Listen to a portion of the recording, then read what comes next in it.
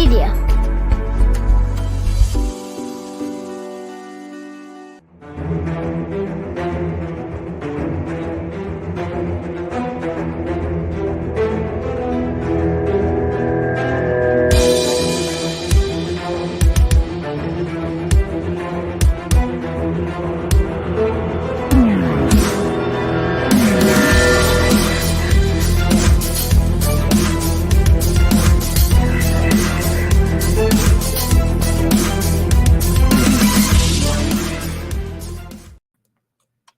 Hello, everybody, and welcome to another episode of the Kansas Missing and Unsolved podcast. I am your host, Ricky Jabruggi, and with me again, Derek Rilliford. How's it going down there in Arizona, Derek?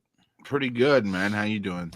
Not too bad. It's kind of another windy day up here, but other than that, not too bad. Yeah, I heard Kansas about blew away yesterday. Oh my gosh, it's pretty crazy. Yeah, I have several friends in the Wichita area, and I learned yesterday that none of them are very smart because way too many of them had cell phone footage way too close to a tornado. I'm like, you bozos got to go in the basement, man. All my friends are in their front yards filming this monstrosity. But thankfully everybody's okay, and it looked like a pretty close call for Andover yesterday. We were supposed to actually get some of that, but it stayed to the west and to the east and went kind of northeast, so it kind of veered away from us. So. But It did get very, very windy, and looking at the clouds on the east side of town when I got off work last night, I was like, whoa. Yeah, it was looking pretty nasty from what I saw on Facebook, but looks like nobody got hurt too bad. Looked like it was just a lot of damage to houses, and the YMCA over in Andover got messed up. Yeah, Cindy in the comments is saying Andover got hit pretty bad. Yeah, I saw that, but it looked like everybody's okay, so that's good. And it looks like, from what I saw, what's up, Christopher Unruh? What's up, Cindy Ann Trotnick? What's up, Roxanne Fisher? Hey, Roxanne. From what it looked like to me, it looked like somewhat of a smaller tornado. I mean, it didn't look like one of those ones that no deaths, thank God. It didn't look like one of those ones that was like a mile wide, you know what I mean? That like the Greensburg tornado, perhaps, that was just a huge wedge tornado. So I'm glad that it was sort of a smaller tornado, but it was still scary, man. I mean, it was a full-blown tornado going right through Andover. No, here about 7 years ago, I guess it was, I was here at home. I was nursing a stress fracture in my foot, and it was in the month of October, and I keep this in mind. It was a month of October. I was sitting on my couch and had my police scanner on at the time, and they were talking about a funnel cloud that was getting ready to go over East Crawford. And I'm like, I live on East Crawford. What are you talking about? So I get up off the couch, and I have this boot on my foot and everything because of my fracture in my foot. And I hobble down the stairs, out the door, all the way down this long sidewalk, across the parking lot, out to the curb on Crawford. I look to my east, and there it goes. Grab my phone and start snapping pictures of it and everything. I was like, whoa. My brother's still mad at me over that because he's always wanted to actually see one, and he hasn't actually seen one in person yet. So, matter of fact, I messaged those pictures yesterday, and I said, "You remember that?" And he said, "You would go there." I've only seen one in my life, and it was tiny. It wasn't even it was like an F1 maybe. Yeah. Esther says it was an F3. Christopher says May 4th will be 15 years. Oh, wow. Since when? Yeah. I don't know what the May 4th would be the anniversary of. Oh, Greensburg, I'm guessing. Oh yeah, Greensburg. That might be Greensburg. Yeah, I don't know. That was a tough tornado. That place is not the same anymore. It looks like they tried to bounce back as best they could. Oh yeah, since the Greensburg tornado. Yeah. But yeah, scary stuff. Glad everybody's okay out there in Oz. Yeah, and don't forget to shout out to us where you're watching from and stuff, and say hi and everything. It's always nice to see where everybody's watching from, especially if they're watching from out of state. That's really cool. Yeah, we like to go out all over the place. But yeah, that's just sort of what's been going on that I saw here on Facebook.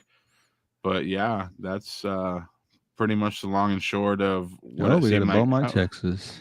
Oh, nice. I know, man. How are you doing down there in Beaumont? She's awesome. That's cool. Well, let's take a quick break real quick. We're going to cover some cases when we get back. You're watching the Kansas Missing and Unsolved podcast. We'll be right back after this. All right.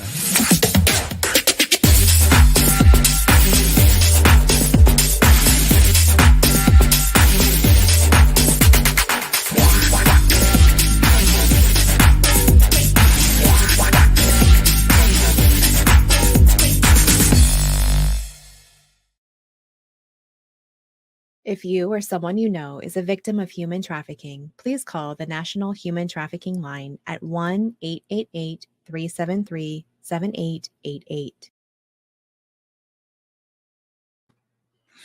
All right. This is when I was contacted by one of Donald's daughters and asked about getting this one out there. Let's see here. I know he's on my list. Wow, that's a long time ago that this guy went missing. Donald Cortland Sager. She was questioning where they got Donald from because he was always known as Don. She didn't know if Donald was correct or not, so she was going to check on it. But everything I've seen says Donald. So okay. Donald Cortland Sager, missing from La Harpe, Kansas, since February 29th of 1984. He was 53 when he went missing. He would now be 91. He's 6 foot tall, 180 pounds, has light brown, graying hair and blue eyes. He was last seen around 11 o'clock p.m. on February 29th, 1984. His pickup was parked outside his mobile home, and his billfold, clothes, and some money were found inside his home. There was no signs of a struggle found inside his home, and he hasn't been heard from or seen since then. Again, at the time of his disappearance, he was 53. He would now be 91. He's 6 foot tall, weighs 180 pounds, has light brown hair that is graying and blue eyes. If you have any information regarding Donald's disappearance or you know of his whereabouts, please call the Allen County, Kansas Sheriff's Office at 620-365-1400 or 620-365, that's the same number, 1400. Why did I put it twice? Or the KBI at 785-296-4017. See if we can't help get some answers as to what happened to Donald. Wow, that's a long time ago. That's yeah. I'm sure that rocked that family, and it looks like they're still trying to put it together what happened. But I mean, it's just weird. In '84, I don't know. I guess it used to be a lot easier to not find people, before the internet and all that kind of stuff. Mm-hmm. Like you could kind of just move and not tell anybody, and you'd be lost. But I don't know. You'd feel like eventually, you would hear about something, but I don't know. You wonder if maybe somebody came and got him, or he wandered off. I mean, what happened? I don't know. Let's see. We've got Susan Smith watching from Hugoton. And we got Bruce Coleman saying, "What up, Derek? One of those tornadoes went by 3 miles south of Omega. It was 100 yards wide at the base and tracked for 11.5 miles, rated as an EF1. Wow. That's my brother-in-law right there. That's a good guy. Wow.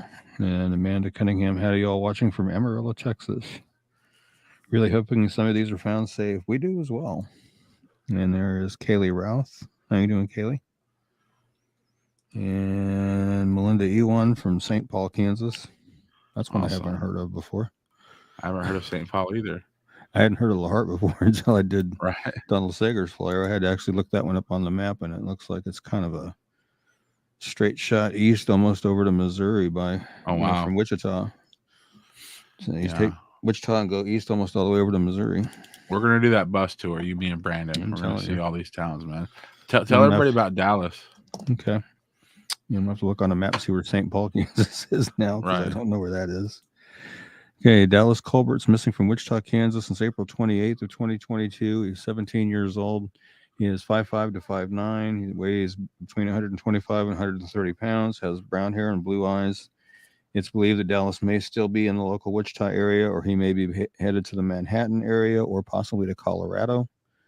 Again, he's 17 years old, 5'5" to 5'9", weighs between 125 and 130 pounds, has brown hair and blue eyes. If you have any information regarding Dallas's disappearance, you know of his whereabouts, please call the Wichita, Kansas Police Department at 316-660-9452 or 316-660-9456 or 316-263-6011 or KBI at 785-296-4017. And see if we can't help get Dallas found and back to where he needs to be. And hopefully he's okay wherever he's at. And, we'll let somebody know where he is so they can either come and get him or he can just, be found and taken back home. Accounted for, yeah. Yep. You don't like, it's kind of scary to hear that there's so many places of where he might be, sounds like maybe he had talked to a couple people about maybe going different places. Yeah. Kaylee saying, how are you guys? Doing pretty good. Survived the wind yesterday. Today it's been it's a little bit breezy, but not as bad as it was yesterday. And then Cindy is saying that St. Paul's about 17 miles north and east of Parsons. Okay. Cool. Nice. Learn something new every day. Mm-hmm. You live in a state all your life and you still learn something new. Right. Let's talk about Angela Green. Okay. We've covered her before. Yeah. And I think I updated her age now on there. I believe is what I did. And I put her on the new template too. She's missing from Prairie Village, Kansas since June 19th of 2019. She was 51 when she went missing. She would now be 54. She's 5'9", weighs 116 pounds. She has brown hair and brown eyes. There have been conflicting reports as to what happened as well as where she's at. Angela's daughter was told by her dad that Angela had passed away in July of a stroke, but she's not sure of this or any of his other claims. One of his other claims was that when police came and questioned him at his house, he'd said, "Oh, she had went out for the weekend with friends and hadn't come back yet." That was another one that he told. Yeah. And so police have gotten some conflicting statements about her whereabouts that are a little concerning to them as well. And I know they've searched the house where they were initially living. And then he had bought another house. He kept the house in Prairie Village, and he bought another one in Lawrence and moved there. And apparently in the backyard of that house, there was a mound of disturbed earth in the backyard. And from what I was reading and hearing, apparently they brought cadaver dogs into that property and searched the backyard. And they took like 3 different samples of soil from 3 different places, and the cadaver dog hit on all 3 samples. But they haven't done any more searching outside of that, unfortunately. Well, that sounds like a good stopping point. Yeah. Cadaver dogs hitting on it. Like, well, let's just stop here. Yeah. And they are still treating Angela's case as a missing persons investigation, and there's other agencies involved trying to help find her too. Wow. At the time of her disappearance, she was 51. She'd now be 54. She's 5'9", weighs 116 pounds. She has brown hair and brown eyes.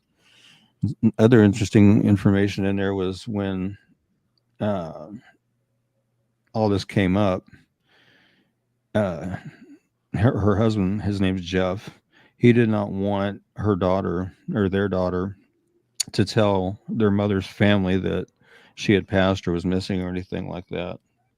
He just wanted to keep it between himself and their daughter. Sounds like Angela was hanging out with some sketchy people. Yeah. So eventually she did go ahead and tell her mom's family, and she has a cousin that's her mom's sister's daughter, and she's an attorney, and they've been leaving no stone unturned trying to figure out what happened to Angela. They've really been looking hard. Hopefully they come up with something, because that's just bizarre. Anytime somebody's missing and the people that last saw her just like, I don't know. Yeah, like Ellie. BS, something. Yeah, Ellie's their daughter's name. She's been on countless podcasts. She's been on Dr. Phil. Really? She was on Access Hollywood.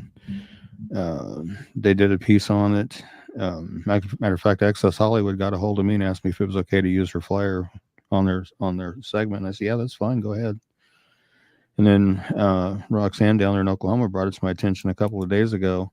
Kendall Ray is a podcaster, YouTuber, and she had done a piece on Angela's case also. And she's done 2 videos on Angela. The first one, she had Ellie on there and had her in studio and stuff and was talking to her. Then the one that I hadn't seen that Roxanne brought to my attention was going over the case again. And in that one, they showed a clip of the flyer as well on there too. And I was like, oh, okay. Nice. That one I was not aware of, but it's, I would really like to see this one get solved. I mean, I'm not necessarily a betting man, but if I was, I'd say the husband's definitely involved. Definitely got to be. I mean, he's changed his story so many times. He didn't want her family knowing anything about it. I mean, Ellie got to a point to where every time she talked to him on the phone, she recorded every phone conversation they had because she was so suspicious of what was going on. So she was documenting everything. So, sketchy. Yeah. But if anybody has any information regarding Angela's disappearance, or her whereabouts, or know anything regarding this case at all, call the Prairie Village, Kansas Police Department at 913-642-6868, or their anonymous Crime Crime Stoppers tip hotline at 816-474-8477 or the KBI at 785-296-4017 and see if we can't help find out what happened to Angela and get her brought home. Yeah. And Haley Parr Deborah Holdwell. Click is here from Larned. Yeah. Cindy Ann Trotney says that is suspicious. Yeah. Haley says the husband knows way more than he's saying. I hope and pray her family gets justice. And he's considerably older than her as well, too. He was I think 13 years older than her, I think it was. Jeez. Yeah. Yeah. They'd met while she was still living in China, and she decided to move back over here with him. And this show makes me so jaded. It's is it easy to just get rid of somebody? Because we have so many people that are missing, and then you tell Ricky's oh yeah, then there's this person that has this really sketchy story about the whole thing, but they're just living their life. It's what? Yeah. Her husband's not cooperating, and she's missing. Right. I'm not a cop, but that just is not a good look for a husband of somebody who's missing. No. Well, I'm glad to see that you updated this. It looks like we have a good official flyer for Betty L. Hayes. Yeah, I was able to get some more pictures of her and add to the flyer and things like that. So, yeah. She's missing from Paris, Missouri since December 16th of 2021. She's 88. She's 5'2", 86 pounds, gray hair and blue eyes.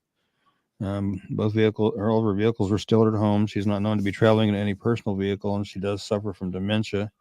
And from what I've seen family posting and talking about on Facebook was that when they went to her house to check on her, the front door was kicked in and she was gone. So I'm not sure on that one, but she is 88 years old. She's 5'2" and weighs 86 pounds, has gray hair and blue eyes.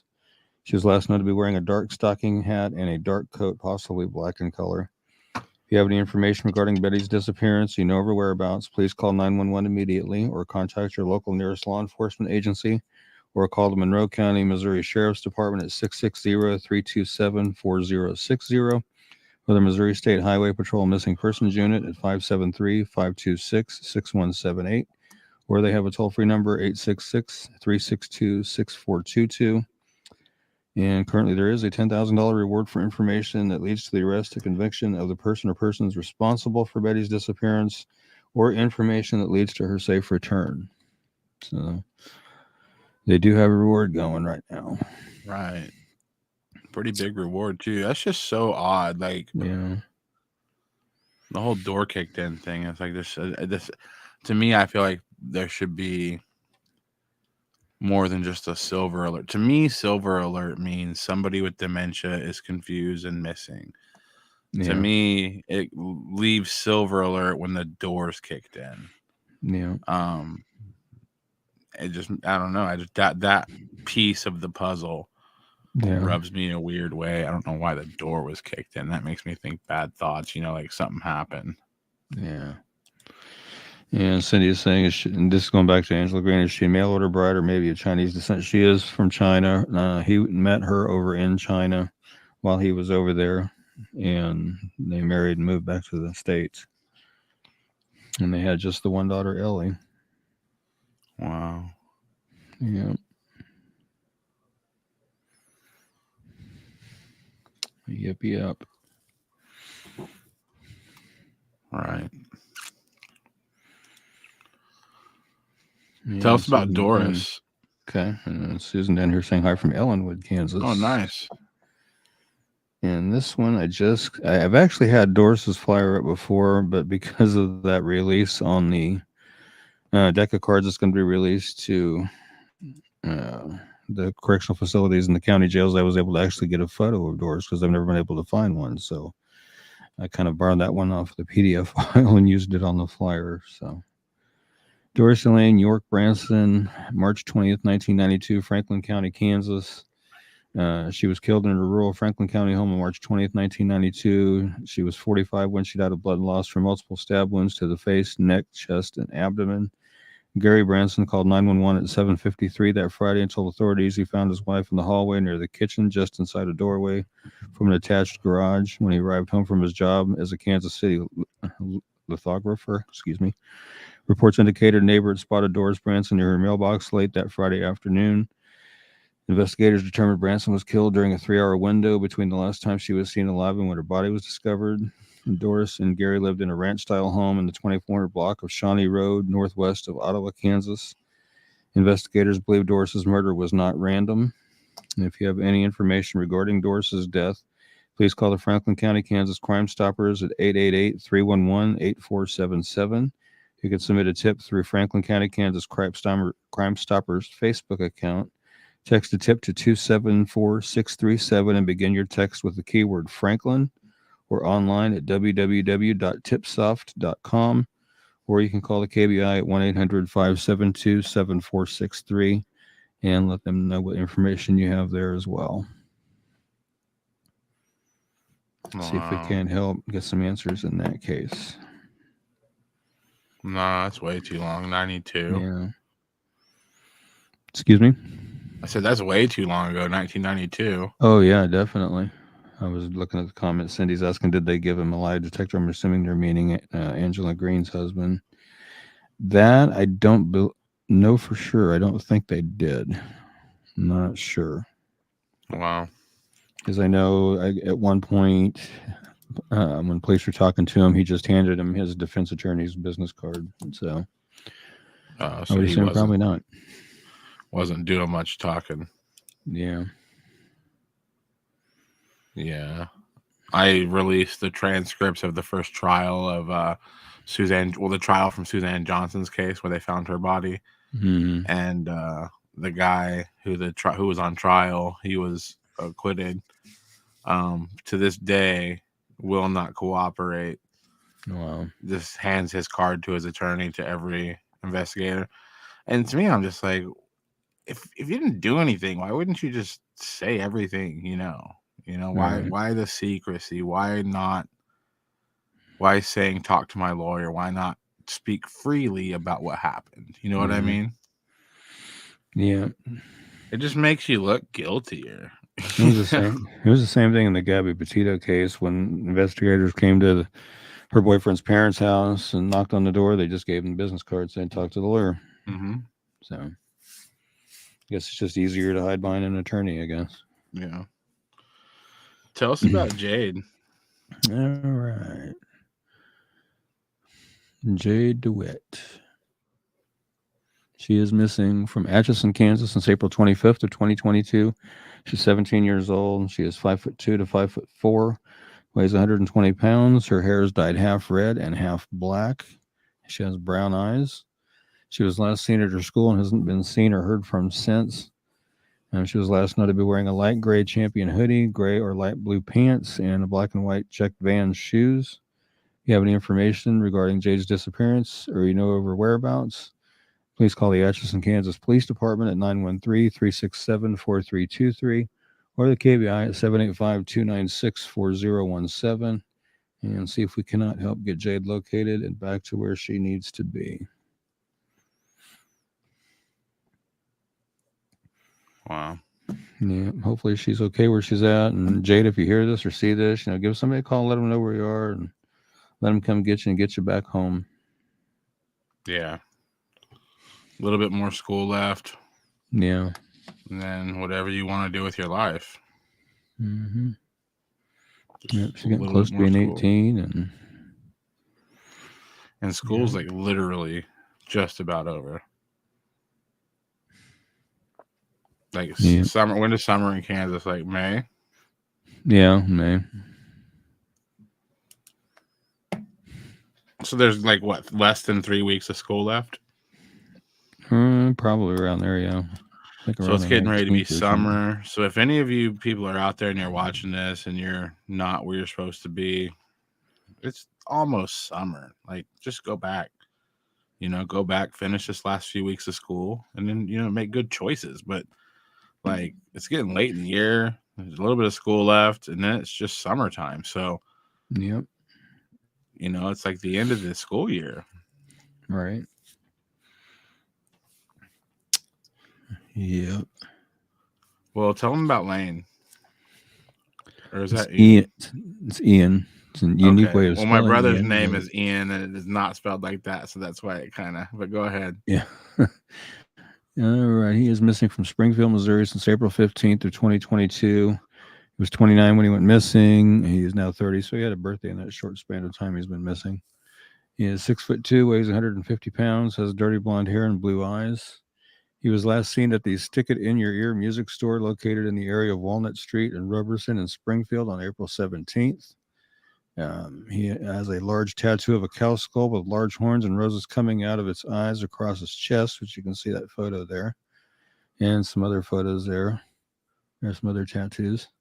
If you have any information regarding Ian's disappearance or you know his whereabouts, please call Detective Davis with the Springfield, Missouri Police Department at 417-864-1810 or Missouri State Highway Patrol Missing Persons Unit at 573-526-6178 or their toll-free number at 866-362-6422 and see if we can't help get Ian found and back to where he needs to be. Right. And hopefully he's okay and safe where he is. Hi, guys. Shush. The tattoos are unique. Yeah, that's cow skull with the roses is kind of cool. I'm not sure what the one is on the shoulder by the beak of the horn of the cow skull. I'm not sure what that one is. I'm not sure, but Yeah. well, I hope he is somewhere safe and hopefully, calls somebody, lets them know he's okay soon because it's only been 15 days, but this person's 30 years old. That's a long time for somebody to go accounted for whenever you have places to be and things to do. Mm-hmm.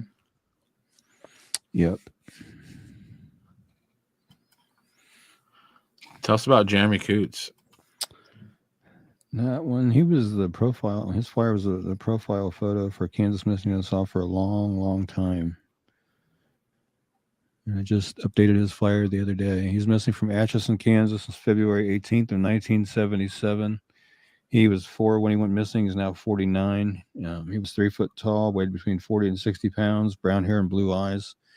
He was last seen in the Potato Hill area of South Atchison on February 18th, 1977. He was at a babysitter's home, and she allowed him to play outside in the yard with her own 4-year-old son. And from what I understand in reading Jeremy's mom's book, it's called In Search of Jeremy, A Mother's Story. Apparently, Jeremy and the other little boy had a little squabble, and Jeremy stormed off. But he wandered away, walking east. He's never been heard from again. 5-day search of the area turned up no sign of him. Jeremy's babysitter's home was about 400 yards from the Missouri River. Dogs tracked Jeremy sent to its banks. Authorities believe Jeremy fell into the river and drowned. However, his body has never been recovered, and no trace of Jeremy has ever been found, not his clothes, not his shoes, not his hearing aid. And remember, this is 1977, so the kind of hearing aid he had isn't like mine where it goes in and behind your ear. His was the kind where it had the deal that went in your ear and had the long cord that went to the box that went in your pocket, on your shirt pocket. So, I mean, they didn't even find a trace of that either. So, again, at the time he went missing, he was 4. He'd now be 49. He was 3 foot tall and weighs 30 to 60 pounds. He has brown hair and blue eyes. He has a scar on the left side of his jaw, a scar on his forehead, and a scar on his chin. He does suffer from severe hearing loss, and he wore a Mako brand hearing aid with the serial number 41076 at the time of his disappearance. He can make out voices when he wears the hearing aid, but is almost entirely deaf without it. He was last known to be wearing a blue coat with patches of blue and purple plaid and a hood tied with an orange string. He had one red mitten hanging from his coat sleeve by an elastic band, a blue shirt, light-colored pants, and square-toed brown cowboy boots with a bird design on them. If you have any information regarding Jeremy's disappearance or you know of his whereabouts, please call the Kansas Bureau of Investigation at 1-800-572-7463 or 785-296-4017 and see if we can help get Jeremy located and back home to his mom. Yeah, that is a very long time, Amanda. You are correct. And I did actually speak with Jeremy's mom a few nights ago. I messaged her. We're friends on Facebook, and I messaged her and talked to her for a little bit. Just send her this updated flyer and stuff so she can share it around and that kind of thing. And her and her family did come through here.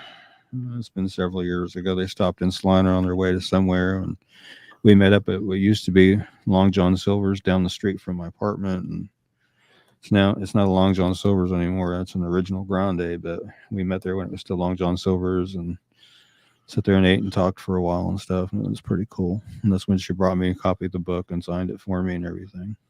I think it's just a difference in generations and stuff, because I look back on how I was raised and like, it's just in 2018. I'm sorry, 2022. I don't even know what year it is. In 2022. Right.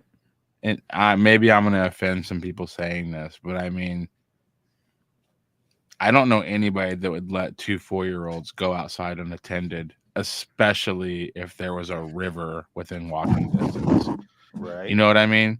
Now, granted, we're talking about 1977. So they used to not even have car seats, Ricky. We lived dangerously in the past. But to me, it's just like, and maybe Jeremy was, as a 4-year-old kid, more grown up than a 4-year-old these days would be. But I just imagine my niece is 4, and I don't think she could make it across the block without getting lost or freaking out. So it just blows my mind that we have a 4-year-old that's like by himself, makes a decision to walk away by himself. I don't know. And again, nothing against the adults back then, because that was normal. Mm-hmm. People were just very trusting with their children back in the day. But I mean, that's a 4-year-old that was outside near a river. Like, I'm such a helicopter dad. Like, I have a gate. My gate to my pool is locked, and I check it 3 times a day because I have kids living here, and every kid that lives here pretty much knows how to swim by now. But I still check it because, like, I'm that freaked out about something happening to my kid. But I don't know. It just blows my mind that 2 4-year-olds were out just like hanging out, doing their own thing. It's just crazy. Yeah. I tell you, if can you go ahead and pull Jeremy's deal off the screen there for me? Yeah. If anybody wants to, this is the book that she's written about Jeremy's disappearance and everything. And my understanding is she's getting ready to, she's writing a follow-up to this book. Oh, but nice. If anybody wants to really do a deep dive into Jeremy's case, I put the link to the Amazon listing for this book on the updated flyer. So if you want to order one from Amazon, I highly recommend it if you want to do a deep dive into this case. Right. Because it's very, very informative. Lots and lots of stuff. If I would try to put everything she had in here on the flyer, it would take multiple flyers.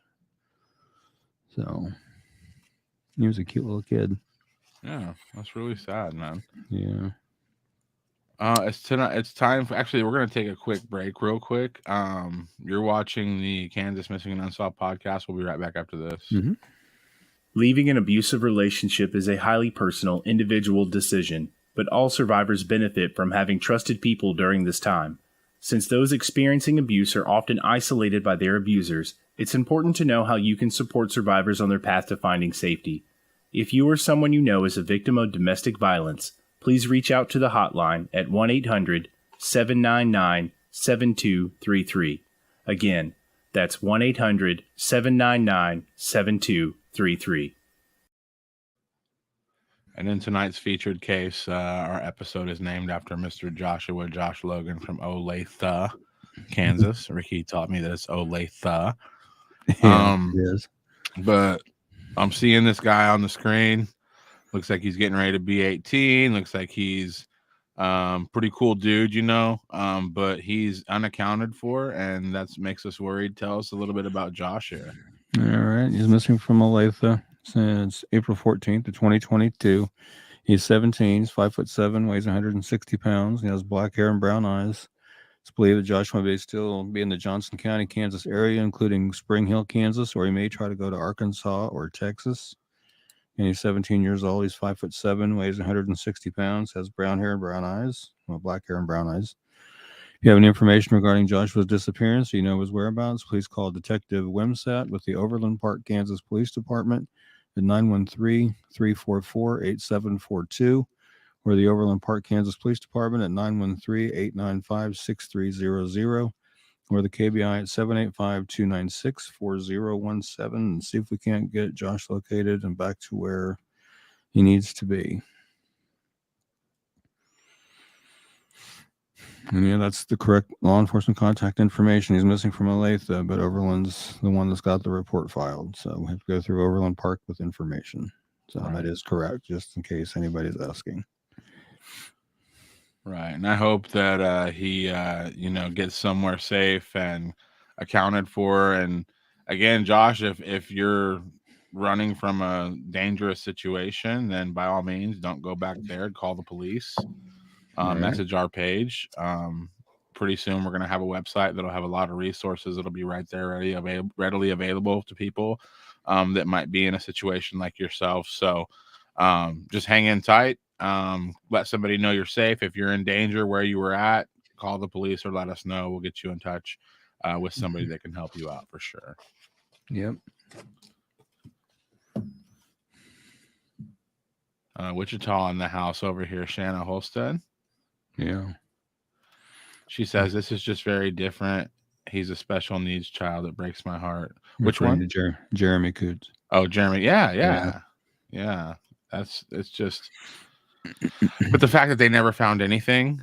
Yeah. But you got to admit, it's like 1977. How deep could they look in 1977? You know what I mean? Yeah.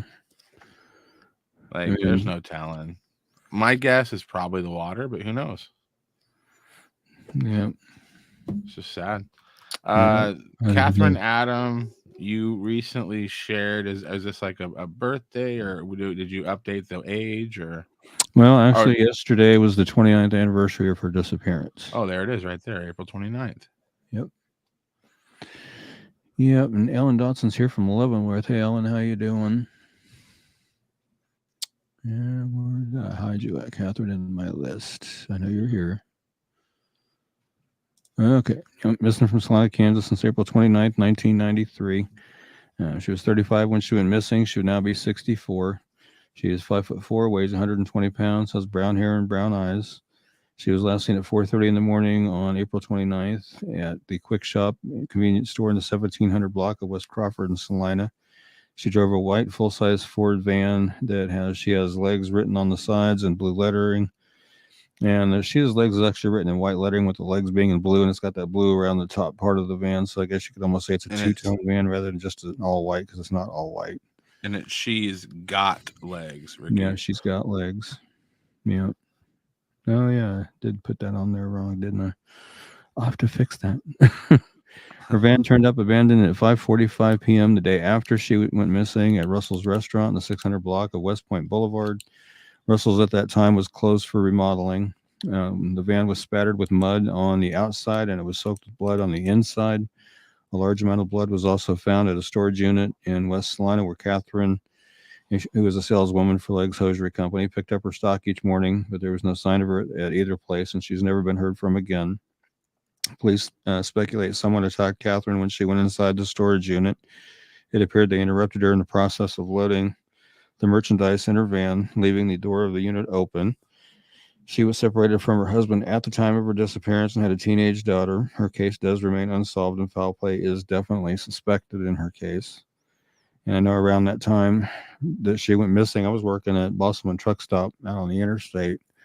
And not long after she went missing, they started circulating the composite of the I-70 I-35 serial killer at that time. Wow. Yeah. So I don't know if they maybe were thinking along the lines, maybe that might be a possibility, but to me, it didn't fit the I-70 I-135 serial killer's motive, because his victims were all shot and killed in strip malls along the highway. And that storage shed's definitely not a strip mall, but I mean, who knows? I mean, you may have just seen it as a crime of opportunity. Who knows? Well, and I don't think the I-70, I don't think he ever took a victim with him. No, never did that. He always left them. He killed somebody and left them where they were and got out of town. Yeah. Catherine's van drove all over God knows who where. Yeah. And the thing that's messed up, I mean, again, this is 1993. They didn't have a lot of Big Brother cameras up back then. Nope, they didn't. I mean, you would notice a She's Got Legs van. I Yeah. mean, but who would know to be looking for it that day, you know? But I mean, who knows how many people saw that van all day and didn't think anything of it because they were just so used to seeing it every once in a while, you know? Yeah. And I know I mentioned this before, but the color photo of Catherine on the flyer, that is the last known photo of her taken. It was taken on the surveillance camera at Quick Shop as she was backing out the door with her coffee and her newspaper to go back out to the van and head out to the storage facility. So that was the last known photo of her taken, wearing her Kansas City Royals jacket and, like I said, carrying her newspaper and her coffee as she's going out the door. Wow. But if anybody has any information regarding Catherine's disappearance or you know of her whereabouts, please call the Salina, Kansas Police Department at 785-826-7210. And I'm going to give you some other information too as well. You can also, actually, I don't have it on that one either. I was going to give you the website and stuff like that to go to, but I don't have that information handy. So, I mean, you can call KBI at 785-296-4017 or their toll-free number, 800-572-7463, and let them know what you're doing about Catherine's case. And, you know, another thing that hindered the investigation back then, too, is we had a lot of rain that year, and we had a lot of flooding around the area. So if there would have been anything to find, I'm sure the rain probably took care of that because, I mean, we did have a lot of heavy rain that year. Right. Well, it's just eerie. Like, it's one thing I thought about that's kind of dark, but she's holding newspaper. She's backing out of that. Mm-hmm. You know, she has no idea that the picture that's being taken of her right there more than likely was on the front page of the newspaper she's holding the next day. Yeah. I mean, that's just crazy, man. Probably was. I don't remember. I mean, that's just crazy. I mean, you never know. You never know when it's your time, man. She is just like, well, I'm gonna go have another long day of work. Yeah. And it looks like somebody else had other plans, but yeah, definitely. You never know when you're gonna be in the paper. That's for sure. Yep, I know. Her daughter doesn't live in Salina anymore. She moved out of town, and you know, I think I'd want to. Yeah, I don't know whatever became of her estranged husband, but not sure. Right. Well, maybe he'll come do our show. I got a few questions for him myself. Tell me about Lisa. Okay, Lisa McKeon. Yeah, let's see. She is actually, this is an unsolved homicide one on April 12, 2022. They were called to the 3700 block of Plaza Drive on reports of a shooting and found Lisa McKeon suffering from gunshot wounds. She was taken to a local hospital, in critical condition, but ultimately died from her injuries. Kansas City, Kansas Police Department's major case unit is investigating the incident and asked anyone with any information to call the TIPS hotline at 816-474-8477. All tips will remain anonymous and may qualify for a cash reward. And you can see the big, I don't know if he's got the big blue banner up there that's on the flyer or not. I'll have to look here. Yeah, you can go to the kccrimestoppers.com with a tip, or there's a free mobile app, p3tips.com. You can submit a tip that way anonymously as well. So yeah, if you know anything regarding her death, please, use one of those avenues and report that information. Definitely. Wow. A family member of hers contacted me and asked me to get the word out about her to try to get some answers. I mean, this is a recent one. This is just like 18 days ago. Wow. So this is a very recent one. Yeah, I'm glad that Crime Stopper numbers exist, and then the website, and you can text them. Because a lot of times you don't want to announce to the world or the police or anybody that you know something terrible about somebody else. Right. And see, Crime Stoppers, they don't take your name or anything. They assign you a number, they tell you, you can call back and check using that number, but they never take your name. So.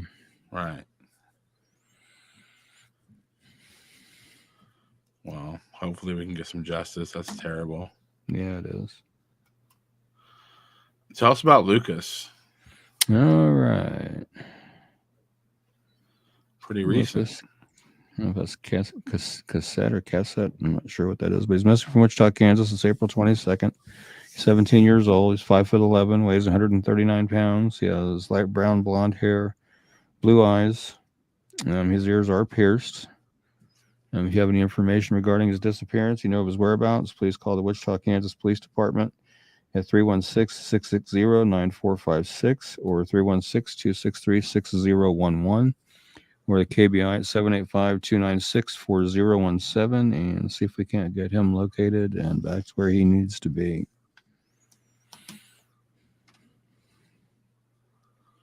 Wow. I had the same hairstyle on the left for like a few days in high school. No, I was never that radical. My friend Lainey Roberts and my friend Stephanie Fink spent 3 hours doing it to my hair. And Stephanie Fink's dad told me, I think that looks stupid. I was like, no, man, this is cool. This is good stuff, man. Just what about Maximus Christopher Wilson here? Utley, you have a lot of names on here for this guy. Yeah, he goes by Max. Okay. And he's missing from Lawrence, Kansas since April 23rd of 2022. He's 15. He is 6'2", weighs between 160 and 180 pounds, has brown hair and hazel eyes. It's believed he may still be in the Lawrence area, or he may be in the Olathe, Kansas area, or maybe in North Kansas City, Missouri, or Independence, Missouri. Again, he's 15 years old. He's 6'2", weighs between 160 and 180 pounds, has brown hair and hazel eyes. If you have any information regarding Maximus's disappearance or you know his whereabouts, please call the Lawrence, Kansas Police Department at 785-832-7509 or 785-843-8477. Or you can call the KBI at 785-296-4017 to see if we can't get Max found and back to where he needs to be. And Max, if you see this or somebody tells you about it, let somebody know where you are so they can come get you and get you back home. Wow. 1 second. I have some difficulties going on in the studio. Go ahead and tell me about Robert Bob Willard. Alrighty. As soon as I locate him here. He is missing from Tuscumbia, Missouri. I'm not sure where that is exactly. Missing since April 5th of this year. He is 66. He is 5'8", weighs 145 pounds, has brown hair and green eyes.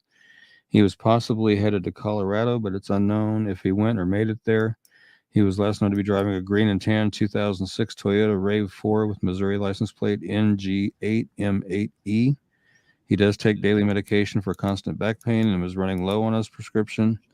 A ping was attempted on his cell phone, which showed him in the Tuscumbia area on April 5th. Robert did make a comment about potentially harming himself. Again, he's 66 years old. He's 5'8", weighs 145 pounds. He has brown hair and green eyes. He has a tattoo on his upper left arm of a rose, and he has some scars on his back from back surgery.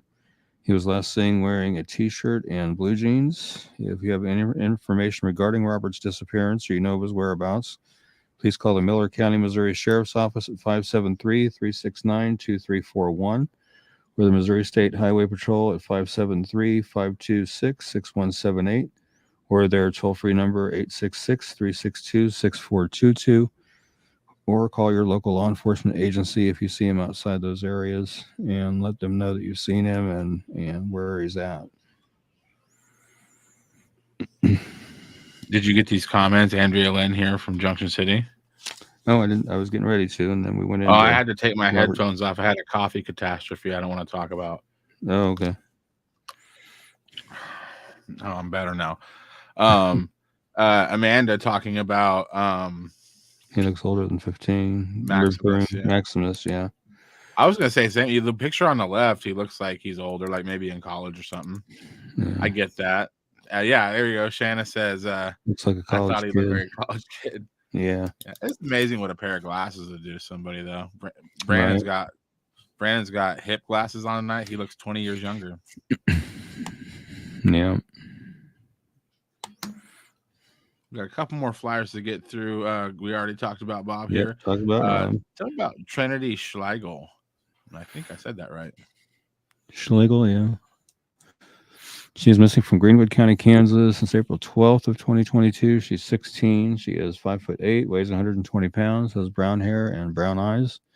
It's believed she may still be in the Greenwood County, Kansas area, or she may possibly in Colorado or possibly Joplin, Missouri. If you have any information regarding Trinity's disappearance or you know of her whereabouts, please call the Greenwood County, Kansas Sheriff's Office at 620-583-5568 or the KBI at 785-296-4017. See if we can't get Trinity located and back to where she needs to be. And Trinity, if you see this or hear about this, let somebody know where you are and, let them know you're ready to come back home.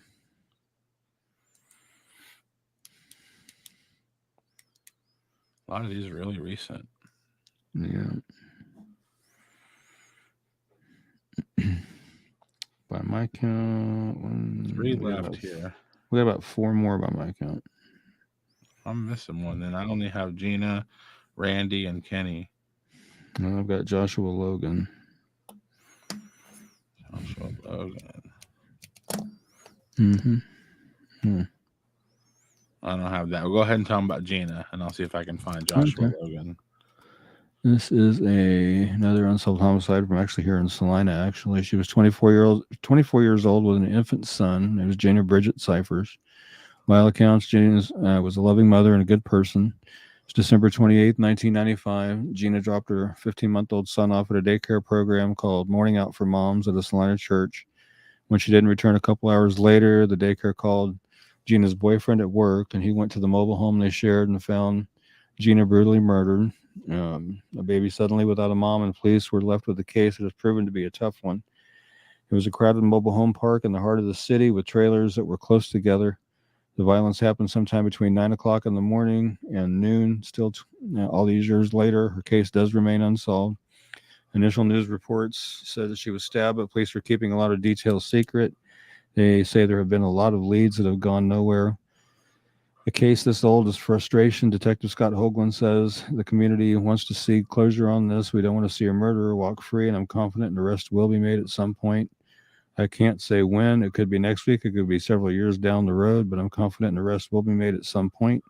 If anybody has any information on Gina's death, please call the Salina, Kansas Police Department at 785-826-7210 or call Crime Stoppers at 785-825-8477 or text SA Tips to Crimes 274637 or go to www.pd.salina.org and follow the Crime Stoppers link to submit your tip that way. You may receive a cash reward of up to $1,000, and you're not required to give your name. Or you can call KBI at 800-572-7463. And there's also a governor's reward being offered in the amount of $5,000 for information leading to the arrest or conviction of a person or persons responsible for Gina's murder as well. So there's, on top of the Crime Stoppers link, you've also got the governor's reward. So you got $6,000 right there to, do the right thing and call in what you know regarding Gina's murder. And a footnote on that, the trailer park that happened in no longer exists. It was completely leveled. So it's not there anymore. Wow. Trisha Arnold's here. She said, "Hi, guys. Sorry I'm late." Oh, you're okay. Good. Rachel Silks over here from Shawnee. Yeah. Hey, Rachel. Trisha's over there in YouTube land. We already did Joshua Logan, sir. We already did? Yep. Oh, we did, didn't we? I just didn't mark them off. Sorry. Okay. Come on, man. Come on. Hey, let's talk about Randy Leach. Hey, it's been a long day. I'm trying to get stuff caught up here at home, and it's just not going well. Okay, Randy Leach. He went missing from Lidwin, Kansas on April 15th, 1988. He was 17 when he went missing. He would now be 51. He is 6'3", 220 pounds, had brown hair and blue eyes. He was reported missing on April 16th. He had a 12:30 a.m. curfew at the time he vanished and usually honored that curfew. Left his home at 6:30 p.m. to attend a friend's pre-graduation party in a rural area 5 miles east of his residence on April 15th, 1988. Before arriving at the party, he stopped at Stout's convenience store and purchased some candy, soda, and gas. Then he talked to some friends, and he went to DeSoto to check on a car he was restoring. As a result of these errands, he did not get to the party until between 9:30 and 10 o'clock at that night. His parents did not realize their son had not come home until they woke up at 6 a.m. on April 16th. They first thought he had been in a car accident and called one of his friends, who said she hadn't heard from him. Randy's parents then contacted police. Investigators went to the site of the party that Randy had attended, but it had already been cleaned up and there was no evidence to be found. Witnesses at the party believe Randy departed between 1:15 and 2 o'clock in the morning, but no one actually saw him leave. At the time he was last seen, he was too drunk to walk straight. Randy apparently left driving his mother's gray four-door 1985 Dodge sedan with Kansas plate number LVJ8721. He never returned home and he's not been heard from again. Randy was carrying $50 in cash at the time of his disappearance, and the vehicle he was driving, his mom's car, it's never been located either. If you have any information regarding the disappearance of Randy Leach or you know of his whereabouts, please call the Leavenworth County Sheriff's Office at 913-682-5724 or the KBI at 785-296-4017 and see if we can't help get Randy located and back home where he needs to be. And I do know that Adventures with Purpose has been over in Lawrence or Linwood a couple of times trying to conduct searches to find Randy. And there was one property that the property owners wouldn't agree to let them come on and look in the pond on their lake or on their property or anything like that. So they were never able to search that one. And I know they said they wouldn't be returning because they said it was too dangerous. And they did, as far as I know, they didn't elaborate, but so I don't know. I mean, they did a lot of searching, but said they're not going to be able to make it back because it's too dangerous. I don't know if there was threats leveled against them or what the deal was, but I think something happened in that barn, man. Must have. I mean, that's just me, but I'm not a cop. And if I was a cop, I couldn't go to a DA and be like, hey, let's get some warrants. And he'd be like, well, what evidence do you have? Well, I think something happened in that barn, because that doesn't get you very far when you just, that's the only thing you have is just thinking. But I don't know, man. To me, it's just, in my opinion, which is nobody cares what I think, but I think something happened that night and it was a bunch of people trying to make it go away. Yeah, Michelle Holstead says that's too weird. Yeah, very weird. And I've seen reports that stated that when they went to the location of the party, it had been cleaned up so well you couldn't even tell there was a party there. See, it's just so I don't know. Yeah. So, who knows? I mean, I'm sitting here speculating. I wasn't there, but I'm just saying the place was cleaned up. The barn burned down a little while later. I mean, it's just yeah. And I know Dennis with Muddy Waters Search and Recovery is talking about doing a search for Randy too at some point. So see if he fares any better. Right. Well, tell us about your buddy Kenny Wright-Check. Yeah, he's missing from here in Salina, Kansas. He's been missing since November 4th of 2019. 69 when he went missing. He'd now be 71. He's 5'9", 175 pounds. Has gray hair and blue eyes. He sometimes uses the last name Brown as opposed to his given name Wright-Check. He does suffer from diminished mental health capabilities. He is on disability and has not tried to access his disability money since he was last seen. He may have family in Northwest Kansas, possibly around the Colbert area. He was last seen at the Gospel Mission in Salina. He left there and hasn't been seen or heard from since. The information I was given was that he was taken there after he was evicted from his apartment, which was catty corner from the police department on Elm Street. And he started having issues with another resident at the mission, and he left there. He wasn't going to stay there and deal with it, so he left. So he hasn't been seen or heard from since. And he doesn't have a cell phone, a vehicle, or an identification. His mode of transportation was mainly a bicycle. He rode a bike around town, or he walked it around. Sometimes he walked it and had a basket on the front of it, and he would walk around town picking up scrap metal and taking it over to Salina Iron and Metal over on North 5th over there and cashing in for extra money, because from what I was told, he had 2 payees on his money, and apparently he had a hard time getting money from him when he wanted it, so he started picking up scrap metal and cashing it in for extra money, was my understanding. I want to know, and I don't know these payees, but I want to know if that's still being paid out and if that money's still being spent. Yeah, I've never heard. That's something I've never heard about.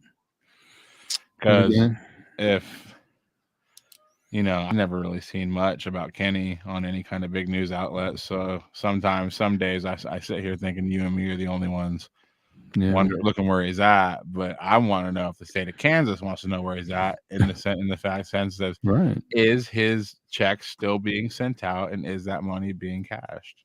Right. See, I've wondered about that too, and I don't have any way of knowing. I've never heard of anything on that. Because that's got to be sketchy to collect money on somebody who hasn't been seen for 2 years. It's like, hey, how are you not out searching because you have all this money coming in? And I don't know the situation, but I would love to know if that money's still being paid out and who it's going to. Right.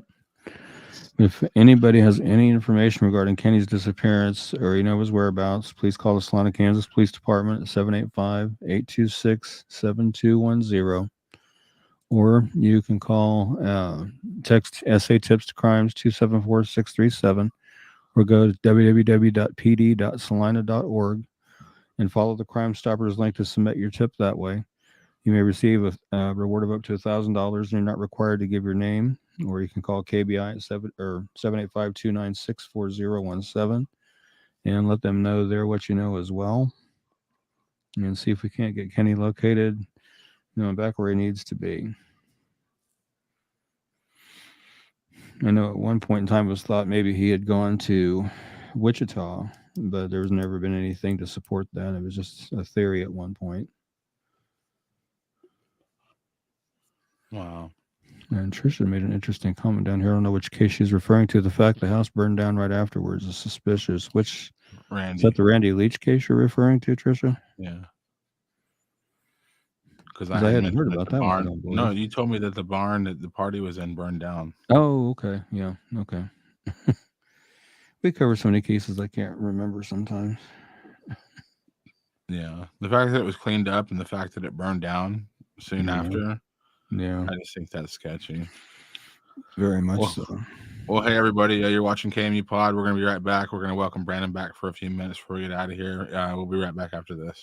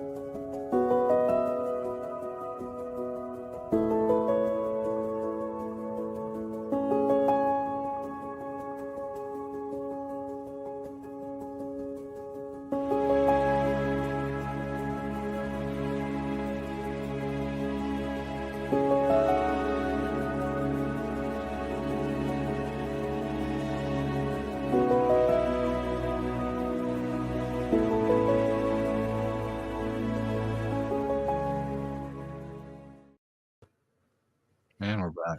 Yep. Hey, and Brandon's back. Hey. Glad to finally be back.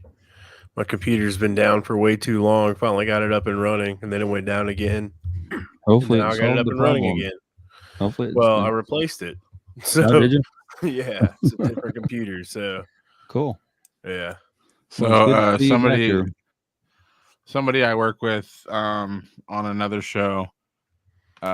Brandon works with him as well. I don't know if you've heard this or not yet, but my buddy Alex lives in Kansas City, and last night I was video chatting with him, and then he just left the studio. He just left. His video abruptly ended, and I woke up to him very upset, sending me messages.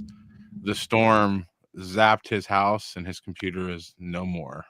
Oh man. And it's an expensive computer. I remember when he bought it, he spent quite a bit of money on it. He's like, "Oh, I bought Oh it. man. I bought me a nice You might want computer." to see what actually got for. Too bad we can't Well, link up with him. I mean, well, can we he's call going him to. later?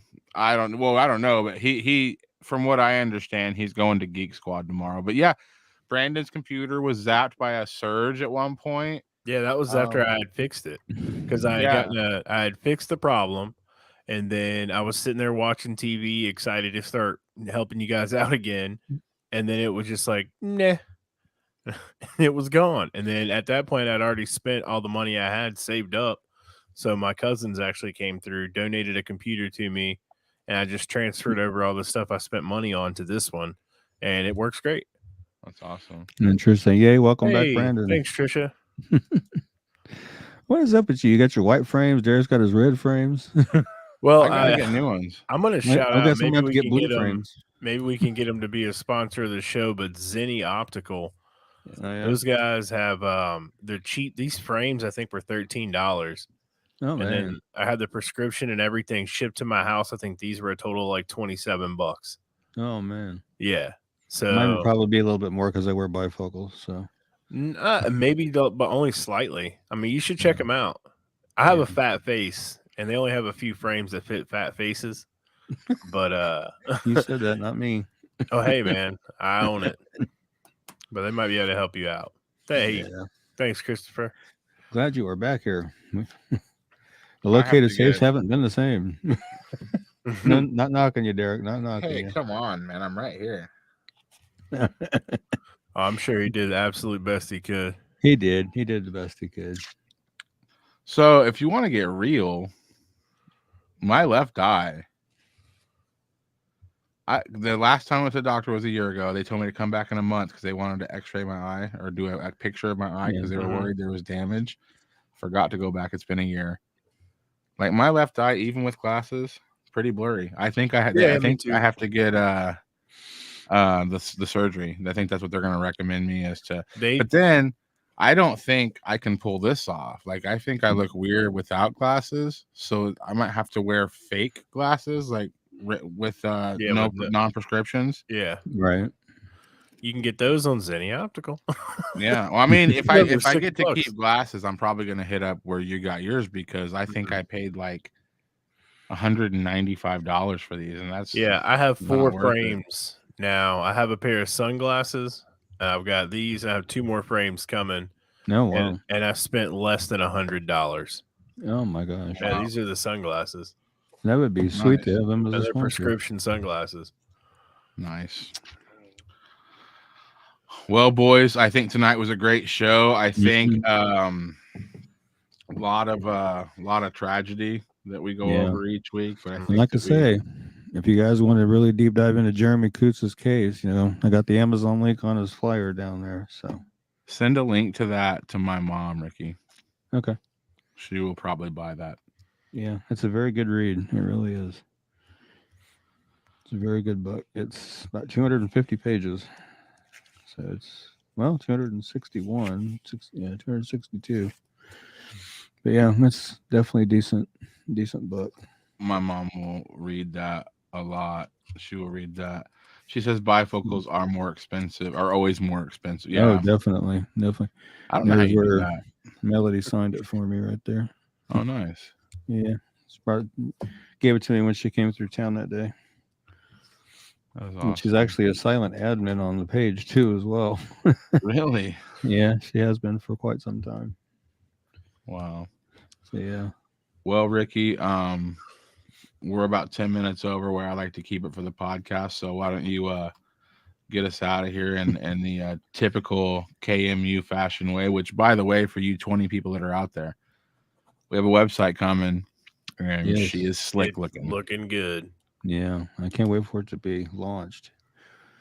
We're just waiting on a few things, but I've been in close. Considering it was supposed to be launched in February. Right. Well, a lot of that's on me. Like it's just, anyway. It doesn't matter. Ricky's complaining about something he got for free. In typical Ricky fashion. I know. Ricky, lots of money was spent. Be quiet. It'll launch when it launches. But it's gonna be awesome once it's up, and I think it's gonna be a great tool. Yeah. And it's I'm just really looking forward to it. When we first got it going, it was kind of slow going, I think, because we didn't really know what we want. We had no idea. We were just like, hey, we want a website, and that was all. And it took lots of meetings, and everybody has jobs and everybody has kids, and but anyway, it's all coming together. And me and Shelby, who is doing the website for us, the last 2 weeks I have been doing 2 to 3 hour text back and forth, just getting everything perfect. She's been doing awesome. And she's giving us a couple of months of free hosting since it took a little longer than normal. But the thing is our website's a little unique she usually doesn't do websites. Our website's a pretty involved website. There's a lot of going on with it. And I'm one of those people that I don't care how long something takes as long as it's perfect.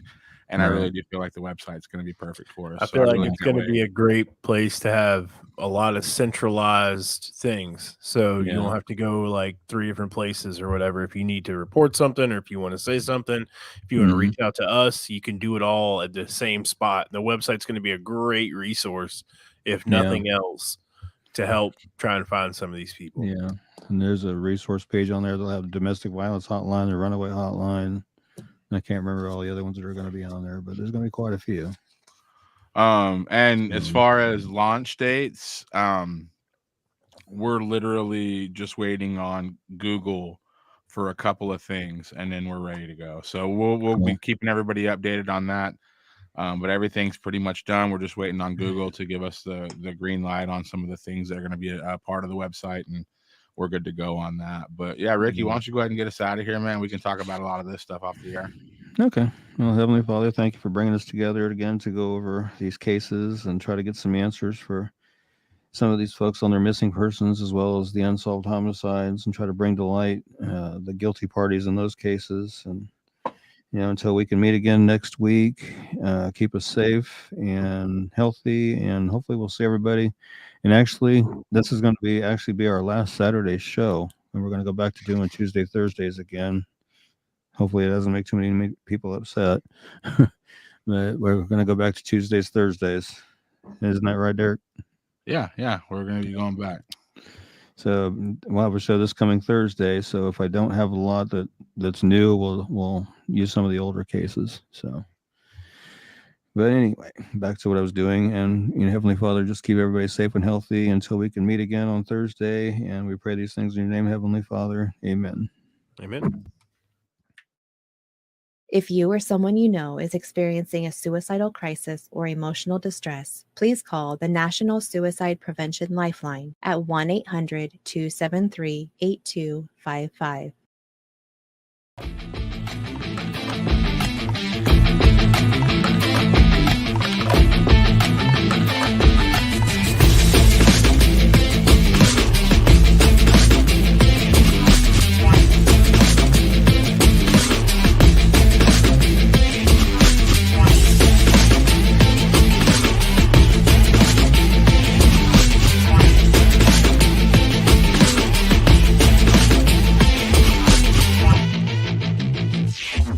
Yeah.